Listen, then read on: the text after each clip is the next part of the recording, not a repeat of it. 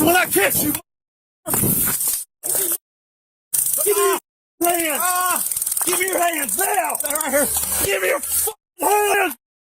Show me your hands. Show me your hands. Put your hands behind your back. Show me your hands. Right here. Get some. I will kill you. I will kill you. That was Kentucky State Trooper Haydon Kilbourne. He didn't just cross the line, he completely obliterated it. But the real crime happened after the body cam stopped rolling.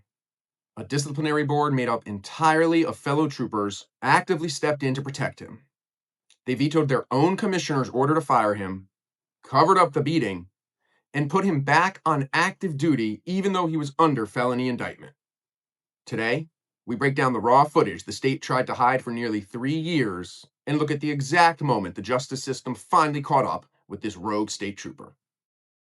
This is RightsByRiverbeast.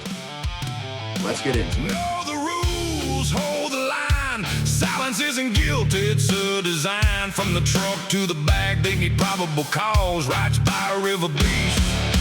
Brush up on your laws. The date was July 28th, 2023. It starts in Carroll County, Kentucky. A 20-year-old driver named Robert Kidd refused to pull over for a traffic stop involving a stolen vehicle. Now, let's be clear. Fleeing from law enforcement in a stolen vehicle is a serious crime and deserves proper punishment. Full stop. But what should have been a standard tactical termination of a high-speed pursuit turned into something entirely different the moment Trooper Kilbourne joined the chase. Watch the dash cam closely as the troopers finally force the vehicle to a halt and Kidd flees on foot in the brush. 45.5 right now, speed's at 89, just slowing down just a little bit. 37, 38, 40, it's just on speed. Can you take me doing in the speed to say 10-4? 10-4, we're coming to a stop right now. I'm just behind you. Let's go ahead, yeah.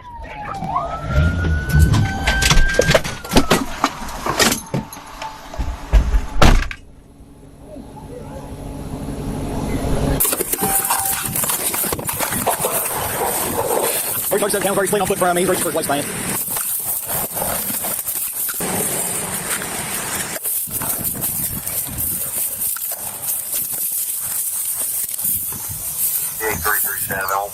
Show me your hands, I will kill you! Show me your hands! Show me your hands! You are when I catch you! Show me your hands now!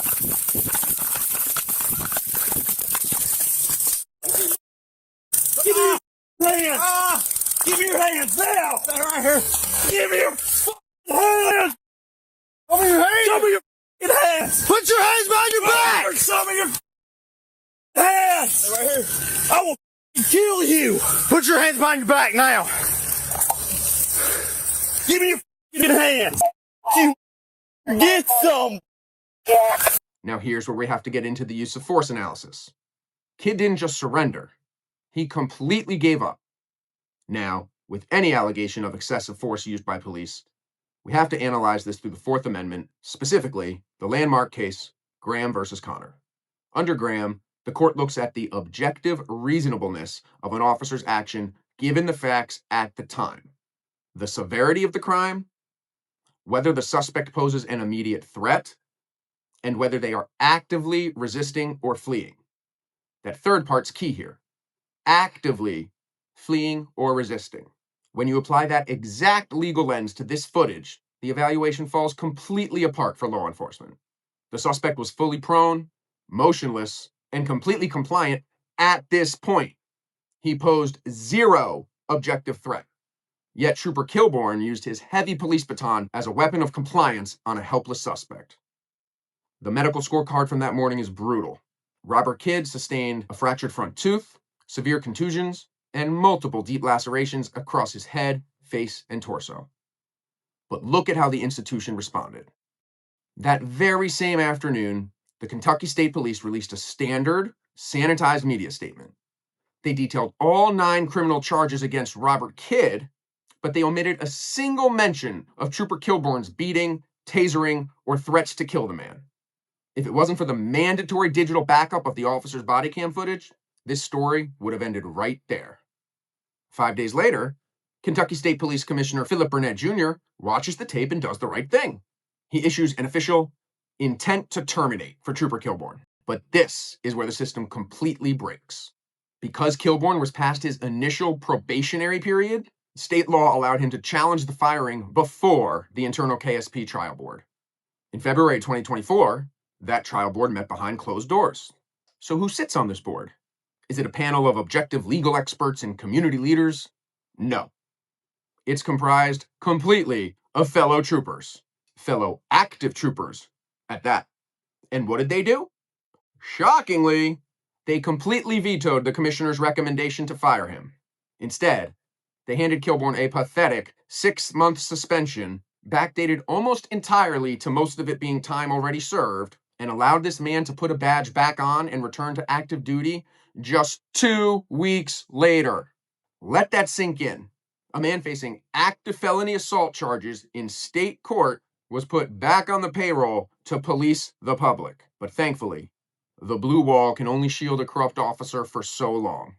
While internal police politics protected his job, the outside criminal justice system was moving in the shadows. On Wednesday, Kidd was back in court. He had been held in the Carroll County Detention Center since his arrest in July. The special prosecutor in the case decided to not present Kidd's case to a grand jury and asked for Carroll County charges to be dismissed without prejudice. The local special prosecutor looked at the exact same footage and flatly refused to present the case to the grand jury against Robert Kidd. Every single charge against the driver from that night was dismissed without prejudice. So the focus shifted entirely to the man with the badge. Fast forward to February 2026. Bypassing the department's internal protection racket, the Carroll County Circuit Court, that's a tongue twister, brought down the hammer. Haydon Kilbourne was forced to officially resign and entered a straight guilty plea to felony assault and terroristic threatening. So here's the final scorecard for former Trooper Kilbourne. He was sentenced to 5 years flat in state prison. Under the strict terms of his plea agreement, he was not allowed to seek probation, forced to permanently release his law enforcement credentials, and banned for life from ever working in policing again. In a wild twist of institutional irony, the rogue trooper ended up getting sentenced to far more prison time than the initial driver he was pursuing ever would have faced. So what do I think is the key takeaway here? The deepest failure here isn't just that a rogue officer committed a felony on camera. The failure is that the internal disciplinary architecture is so fundamentally broken and so insulated from accountability that it actively protected a violent felon and put him back on the streets until the courts intervened and forced him to relinquish his badge and face justice for what he had done.